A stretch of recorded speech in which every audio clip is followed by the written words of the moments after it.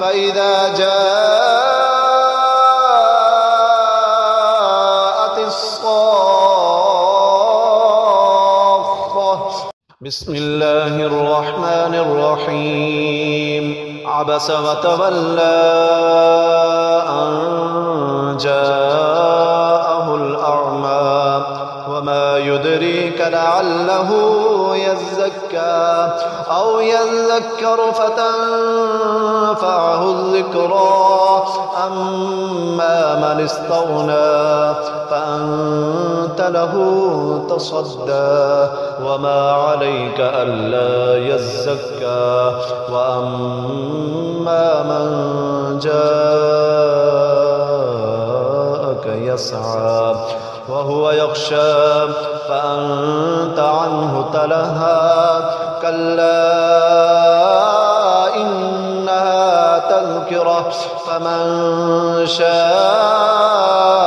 ذكره في صحف مكرمة مرفوعة مطهرة بأيدي سفرة كرام بررة قتل الإنسان ما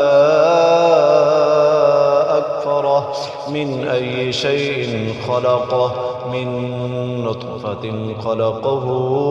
فقدره ثم السبيل يسره ثم أماته فأقبره ثم إذا شاء أنشره كلا لما يقض ما أمره فلينظر الإنسان إلى طعامه أنا صببنا الماء صبا ثم شققنا الأرض شقا فأنبتنا فيها حبا وعنبا وقضبا وزيتونا ونخلا وحدائق غلبا وفاكهة وأبا متاعا لكم ولأنعامكم فإذا جاءت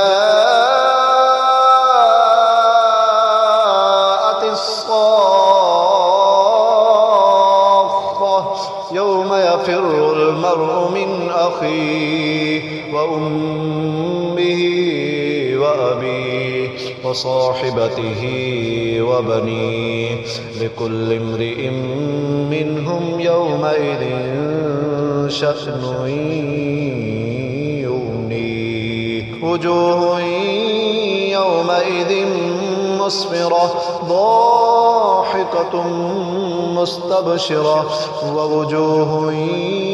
يومئذ عليها غبرة ترهقها قترة أولئك